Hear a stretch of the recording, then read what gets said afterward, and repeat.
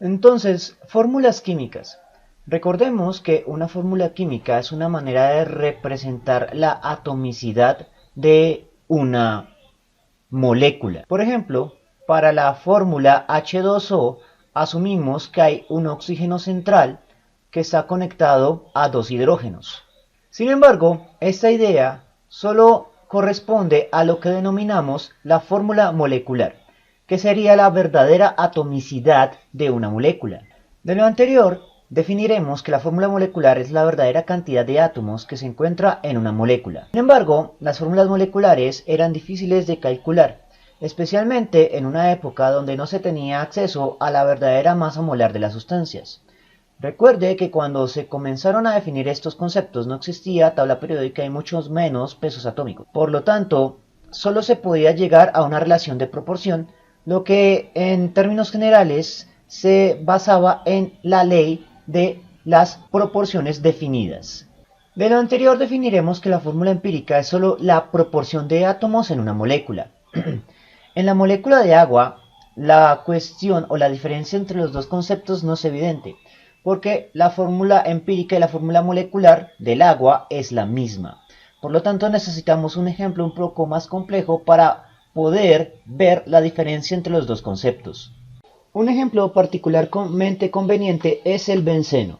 Si expresamos la fórmula del benceno, nos daremos cuenta que tiene 6 átomos de carbono y 6 átomos de hidrógeno. Por lo tanto, si escribimos su fórmula molecular siguiendo la verdadera cantidad de átomos, entonces la fórmula molecular va a ser C6H6. Pero si seguimos las reglas de la fórmula empírica, debemos hallar la proporción de átomos.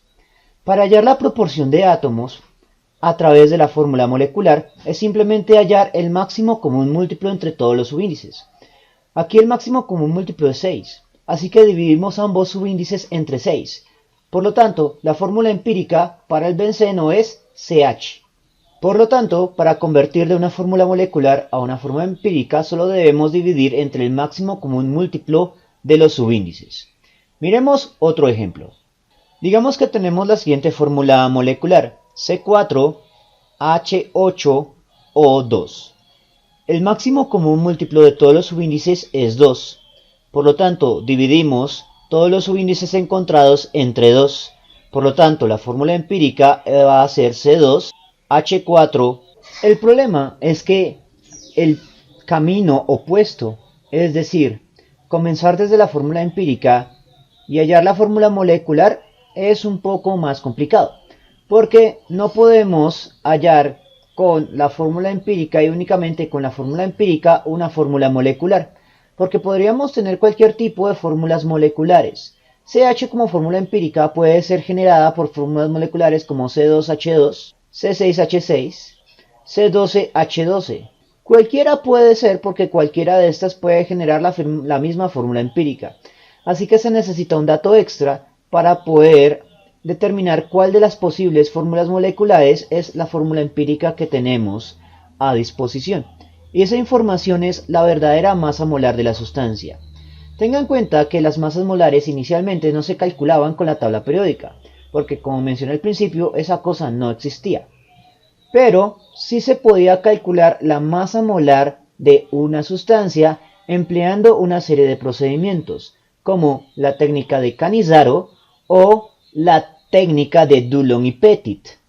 Incluso otras propiedades químicas, como lo que se denominan las propiedades coligativas, como la ley de Raoult, sirven para calcular la masa molar de una sustancia sin conocer su atomicidad, sin recurrir a la tabla periódica.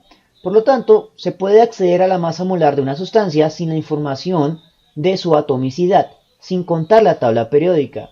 Y eso en la práctica implica que en los enunciados de ejercicios de lápiz y papel le pueden proporcionar la masa molar de la sustancia por separado sin referirles la fórmula molecular de la sustancia. El procedimiento para hacer ese cálculo implica encontrar el máximo común múltiplo de los subíndices. Y para ello vamos a emplear un cociente. Voy a definir máximo común múltiplo de subíndices como igual al cociente entre la masa molar verdadera de la sustancia sobre la masa molar empírica de la sustancia. Una vez que se tiene la masa molar verdadera dividida la masa molar empírica y hacemos la división, obtenemos el máximo común múltiplo con el cual multiplicaremos los subíndices de la fórmula empírica para obtener la fórmula molecular. Miremos cómo funciona para el ejemplo del benceno. La masa molar empírica va a ser carbono 12 más hidrógeno 1, o sea 13 gramos sobre mol. Pero como tenemos un cociente de masas molares, las unidades se van a cancelar. Así que el valor que queda dividiendo es 13. La masa molar verdadera del benceno se puede calcular empleando la técnica de Cannizzaro, así que el valor medido debe ofrecerse por el enunciado. En este caso, podemos digitar C6H6 masa molar en el buscador de Google y nos arroja el resultado 78.11 gramos sobre mol. Pero como habíamos mencionado antes, esas unidades se cancelan y reemplazamos únicamente 78.11. El resultado lo vamos a redondear a sin decimales. 78.11 dividido 13. La solución es de 6. Por lo tanto, este es el máximo común múltiplo con el que multiplicamos los subíndices que están en la fórmula empírica. Como no hay subíndices representados, asumimos que hay un 1. Así que 6 por 1 es igual a 6. 6 por 1 es igual a 6. Y con eso se obtiene la fórmula molecular a través de la fórmula empírica. Así que podemos resumir como hallar el MCM al dividir la masa molar verdadera entre la masa molar empírica y luego multiplicar los subíndices empíricos por el máximo común múltiplo. Ahora, vinculando esto con el tema que estamos viendo, que es el análisis de combustión, en las técnicas clásicas, calcular una fórmula empírica y una fórmula molecular generalmente involucran procedimientos un poco diferentes, o una secuencia. Primero se debe calcular la fórmula empírica y después la fórmula molecular. Sin embargo, en nuestra técnica, la misma ecuación servirá para ambos propósitos. Entonces, teniendo en cuenta que la fórmula para calcular el subíndice de cualquier elemento en el reactivo clave va a ser igual al subíndice de ese elemento en el producto de combustión, multiplicado por la masa del producto sobre la masa del reactivo, datos que da el enunciado, multiplicado a su vez por la masa molar del reactivo sobre la masa molar del producto. La masa molar del producto se puede calcular fácilmente con la información de la tabla periódica o de hecho hasta memorizarse. Ya hasta este punto usted debería saber que la del dióxido de carbono es 44 gramos sobre mol y la del agua es 18 gramos sobre mol. Sin embargo, el punto es la masa molar del reactivo. Si el enunciado me da masa molar del reactivo verdadera, puedo calcular directamente la fórmula molecular y convertirla a fórmula empírica únicamente dividiendo con el máximo común múltiplo. Si el enunciado no me da masa molar verdadera del reactivo, entonces solo podré determinar la fórmula empírica de la sustancia y la fórmula molecular será inaccesible.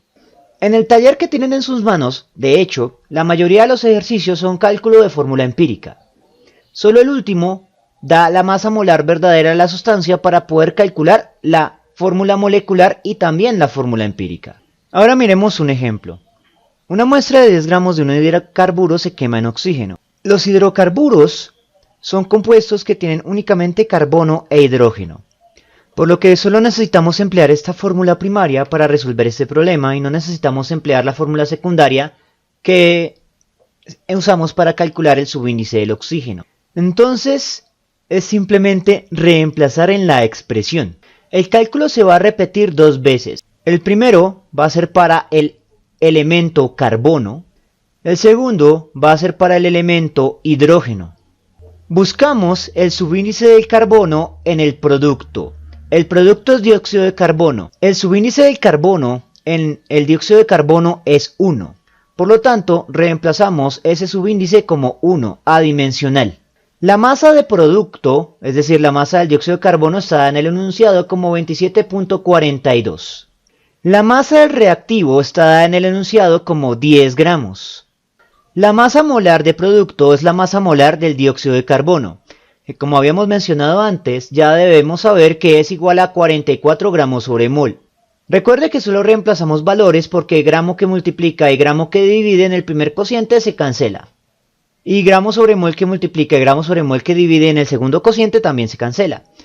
Ahora, como el enunciado no me da la masa molar verdadera del reactivo, significa que estamos ante un análisis de fórmula empírica, que es lo que nos está pidiendo precisamente en la pregunta.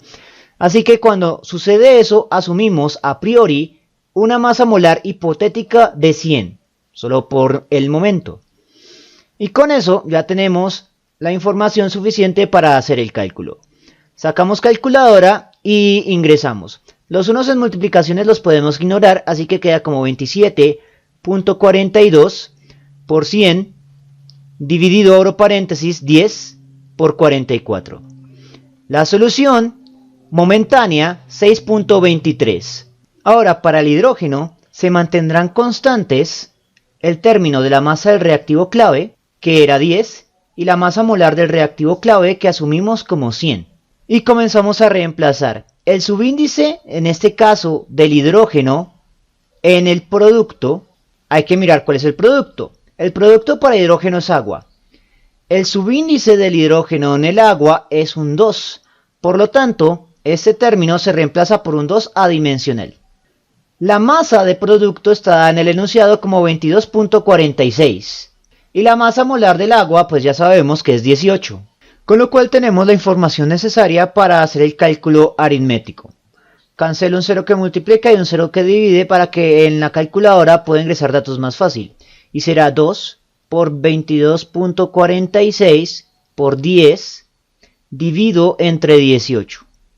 El resultado lo voy a anotar como 24.95.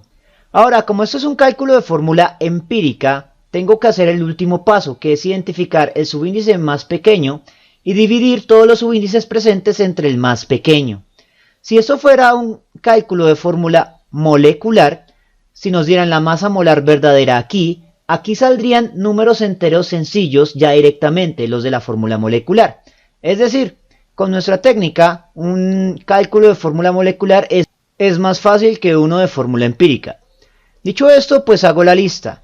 Para carbono y para hidrógeno. Los subíndices empíricos van a ser 1 para carbono porque se divide entre sí mismo, y para el hidrógeno vamos a tener lo que obtuvimos dividido entre 6.23. El resultado es de 4. Por lo tanto, la fórmula empírica se reporta como CH4. El 1 de acá se expresa de manera implícita por reglas del álgebra. Y dicha fórmula es la solución final de este ejercicio. Espero que esta información les sea de ayuda para resolver su taller y nos vemos en una próxima oportunidad.